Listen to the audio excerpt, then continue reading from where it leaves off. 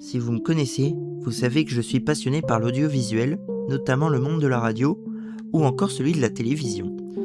On a tous plus ou moins regardé la télévision, que ce soit pour regarder des programmes pour enfants quand nous étions plus jeunes, ou alors pour regarder des émissions en famille. Aujourd'hui, je vais traiter de certains cas d'incidents survenus en direct à la télévision. Bien que tous les sujets ne sont pas forcément terrifiants, certaines images pourraient heurter la sensibilité des plus jeunes et des âmes sensibles. Si c'est votre cas, je vous invite à regarder une autre vidéo. Sinon, je vous souhaite un bon visionnage.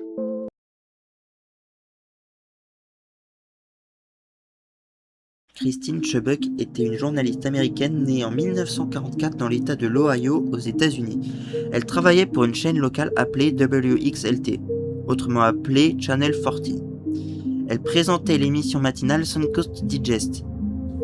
Nous sommes le 15 juillet 1974, il est 9h30 du matin, et Christine prend l'antenne comme d'habitude, quoique ce jour-là, elle était plus enthousiaste que d'habitude. L'émission durera en tout seulement 8 minutes.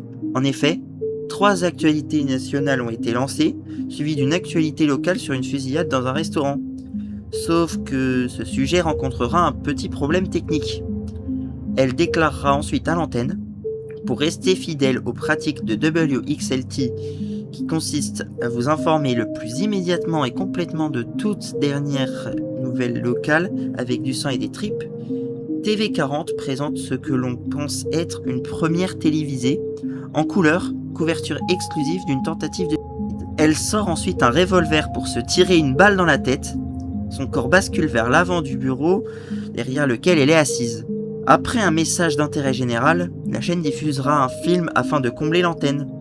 Pendant ce temps, les téléspectateurs qui appréciaient Christine appellent la police ou la chaîne de télévision. 14 heures plus tard, elle sera déclarée morte.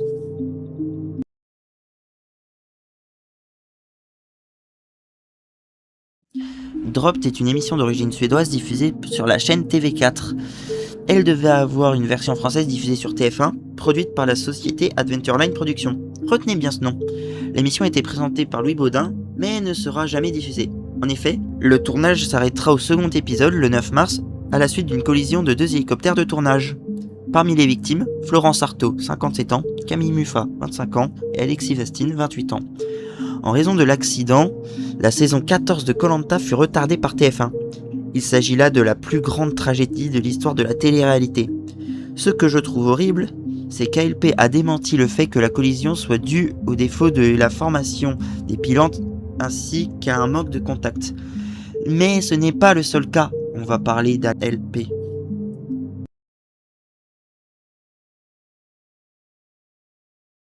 Le 22 mars 2013, Gérald Babin, 25 ans, alors qu'il participait à la saison 13 de Koh-Lanta, meurt d'un malaise cardiaque, bien qu'il ait été réanimé.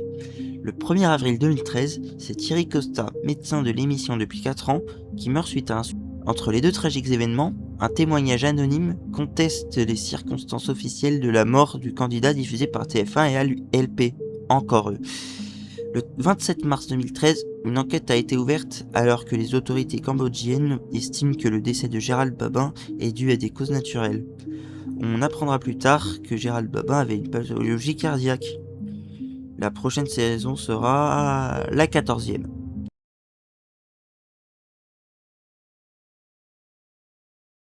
Si vous regardiez souvent Canal+ entre 2004 et 2017, vous connaissez sûrement Le Grand Journal. Cette émission propose du divertissement et des actualités et fut diffusée en clair.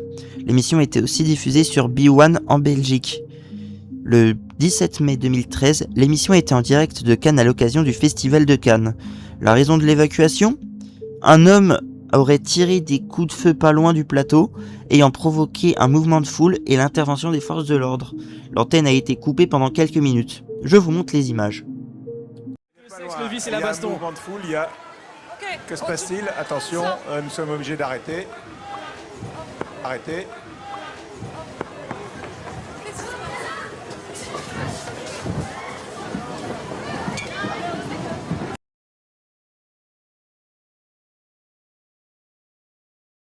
Wetten das est une émission de divertissement diffusée sur la chaîne de télévision allemande ZDF. L'émission est composée de jeux où des téléspectateurs parient des choses, généralement des défis insolites. Vous voyez un peu jusqu'où ça peut aller ? Nous sommes le 4 décembre 2010. Samuel Koch, 23 ans, participe à l'émission. Il avait un certain temps pour sauter par-dessus un certain nombre de voitures qui roulaient, avec des bottes à ressort. Malgré 2 tentatives réussies et une tentative interrompue car le téléspectateur n'avait pas confiance, il sauta par-dessus une voiture conduite par son père. Le saut est raté et l'étudiant retombe lourdement sur le sol. L'émission du jour sera interrompue suite à l'incident et Samuel sera placé dans un coma artificiel. Rassurez-vous, aujourd'hui il va mieux malgré le fait qu'il soit devenu tétraplégique. Ich glaube, jetzt kommt Fatih, oder? Nein, das 4. Auto ist Fatih. Das ist das 4. Auto. Das ist Fatih, ja. Ja. Was für ein Gefühl muss das für diesen Vater sein, wenn ihm sein eigener Sohn vors Auto läuft?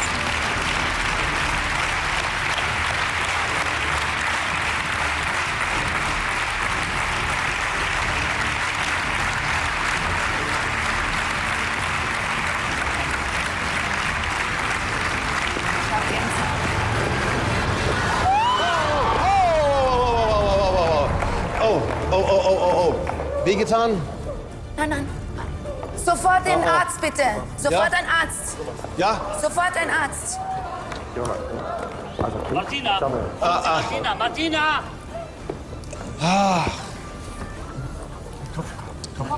Ich hab. Er hat's.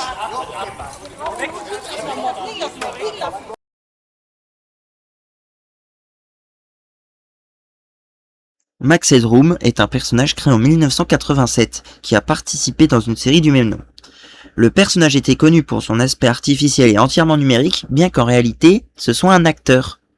Maintenant, imaginez que vous êtes à Chicago et que vous regardiez les informations sportives et que vous voyez ça.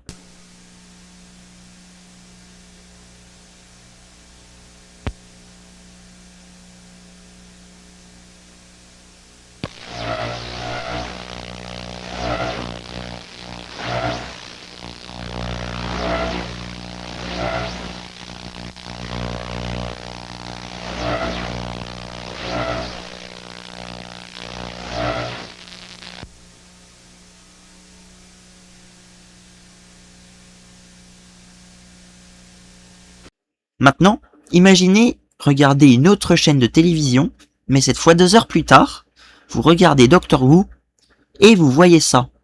I'll get you a hot drink, miss.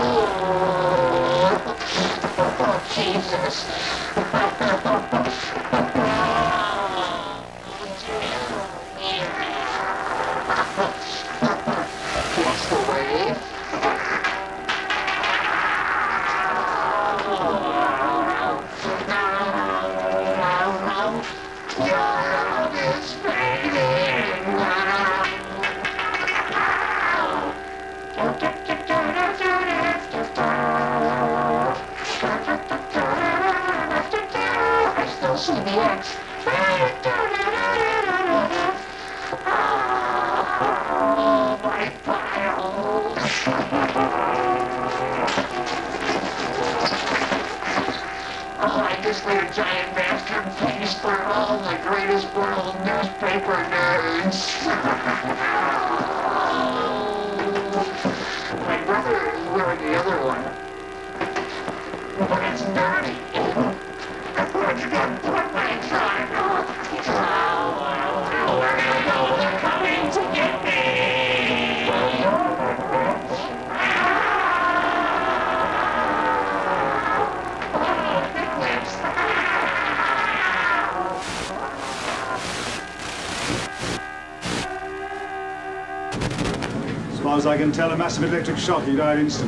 Aujourd'hui, le mystère derrière les 2 piratages reste entier.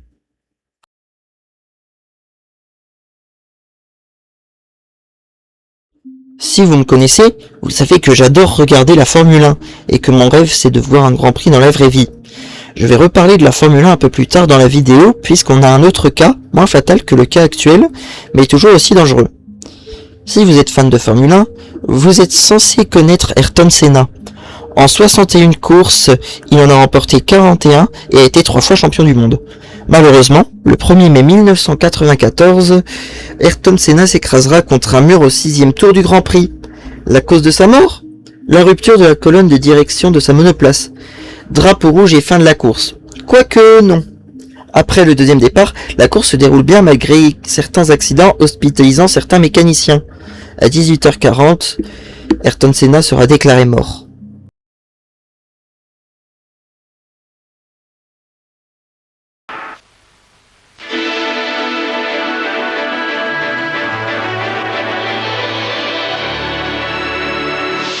Retrouvez la météo avec les hypermarchés géants. Alain Gillot-Pétré est un présentateur météo qui a été sur TF1 jusqu'en 1999. Le cas que je vais vous parler est celui d'un malaise survenu le 1er juin 1998. Bien que d'habitude Alain Gillot-Pétré présente la météo de bonne humeur, il sera victime ce jour-là d'un malaise en direct devant 5 millions de téléspectateurs. Depuis, il sera de temps en temps présent en direct. Nous allons avoir une perturbation qui nous arrivera par l'ouest, donc, accompagnée d'orage aussi ici, et qui nous en prendra en enfilade. Je ne peux plus. Excusez-moi.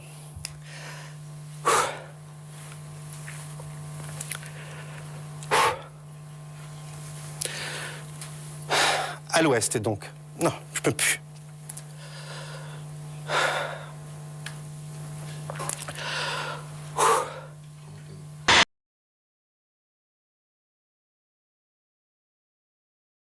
TV5 Monde est une chaîne de télévision française diffusée partout dans le monde. Elle a comme objectif de promouvoir la langue française dans les pays non francophones. Je vais faire exprès d'être vague dessus puisqu'une vidéo très bien expliquée à ce sujet est proposée par Ludovic B. Pour faire simple, TV5 Monde a été victime d'une cyberattaque perturbant la diffusion des émissions, mais aussi ses réseaux sociaux et tout ce qui permettait à TV5 Monde de pouvoir communiquer à travers le monde. Ici le but, faire des stocks.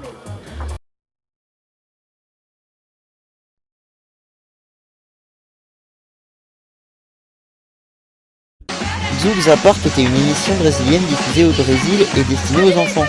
Nous sommes le 11 janvier 2001 quand un feu s'est produit. 26 victimes ont été blessées, aucun mort.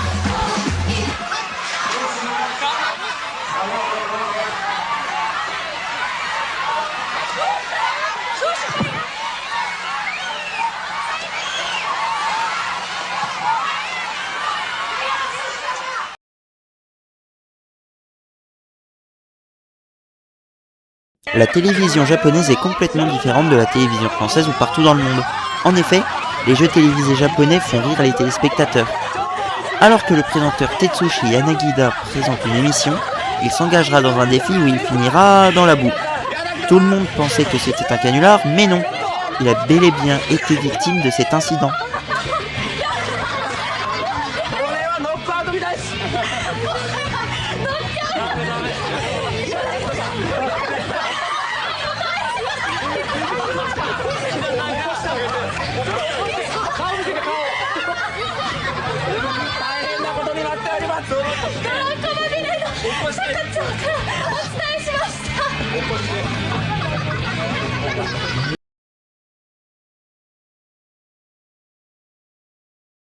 Nous sommes en Angleterre en juin 1991. Albert Dryden décide de construire un bungalow sans avoir de permis de construire. Il y a eu quelques soucis avec les autorités. En effet, le 20 juin 1991, en direct à la télévision, Albert Dryden abat Harry Collinson, agent de planification. Il aura de la prison à perpétuité, mais il sera libéré 26 ans plus tard suite à la mauvaise santé de ce dernier. Un autre cas de meurtre concerne Alison Parker et Adam Ward, deux journalistes américains qui ont été tués lors d'un reportage en direct d'un centre commercial par un ancien collaborateur de la chaîne.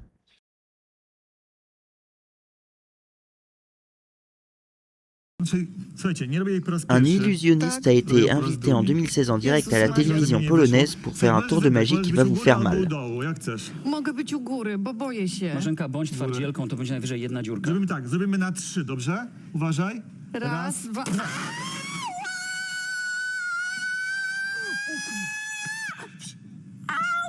Kurwa, przepraszam. Przybiłem ci rękę.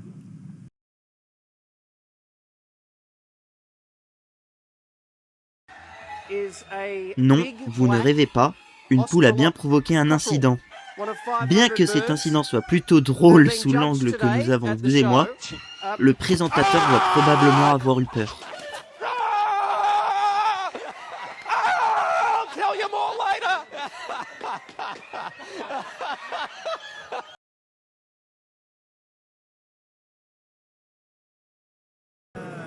Pour ce dernier sujet, nous allons reparler de Formule 1.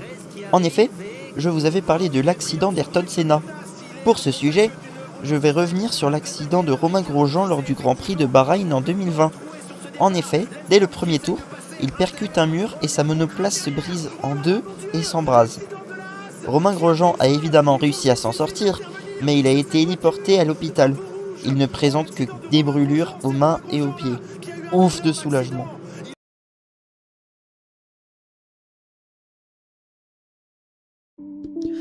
Voilà, cette vidéo touche à sa fin. J'espère vraiment qu'elle vous aura plu.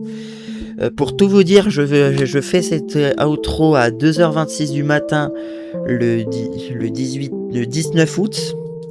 Et je pense que la vidéo sortira ce soir au moment où je fais cette outro.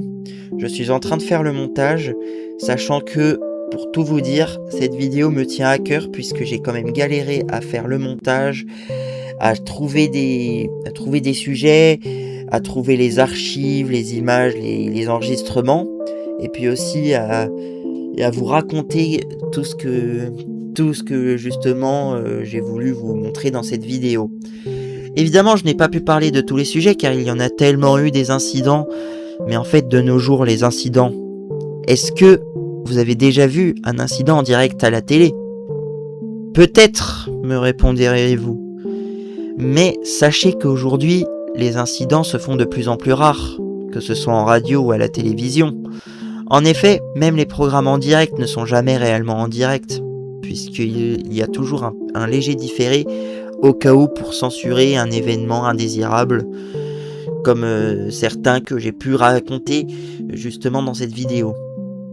Alors du coup, si cette vidéo vous a plu, vous pouvez liker la vidéo et la partager à un de vos amis si vous souhaitez lui faire peur, ou alors si vous trouvez cette vidéo intéressante. Vous pouvez aussi m'envoyer dans les commentaires pour parler si jamais vous avez eu un cas d'incident que vous avez vu à la télé, ou alors des images que vous n'auriez peut-être jamais dû voir en direct à la télé. Et je prends aussi les anecdotes d'incidents que vous avez probablement entendus à la radio, même si de nos jours, eh bien, ça se fait de plus en plus rare, les incidents comme ça. Et puis j'espère vraiment que cette vidéo vous aura plu. Dans les commentaires, vous pouvez aussi me donner votre avis sur cette vidéo. Et sachez que j'y ai mis du mien pour faire cette vidéo. Cette vidéo, elle est un peu plus longue que les autres vidéos, notamment celles qui parlaient de pub, qui sont d'ailleurs les deux seules vidéos que j'avais partagées sur cette chaîne avant celle-ci. Puis voilà. Je vous retrouve du coup très prochainement sur cette chaîne pour une prochaine vidéo. Et puis on peut se retrouver à tout moment sur Instagram. Vous pouvez me suivre sur Insta. Le lien est dans la description. Où dessus vous aurez des informations par rapport à mes prochaines vidéos, mais aussi par rapport à mes émissions. D'ailleurs, en parlant de mes émissions, je vous invite à écouter Canal Radio le premier dimanche du mois entre 16h et 17h, parce que j'ai une émission qui s'appelle Chez Adrien, où dedans on va parler de musique électro, mais aussi de musique dance, house, ainsi que plein d'autres styles, que ce soit du disco, de la funk, ou même d'autres genres qui sont plus underground. Voilà, rendez-vous noté, le premier dimanche du mois, de 16h à 17h sur Canal Radio, ça s'appellera Chez Adrien. Passez une très bonne journée ou soirée sur cette chaîne, et puis sur YouTube et Internet en général. Salut à tous, c'était Adrien, ciao.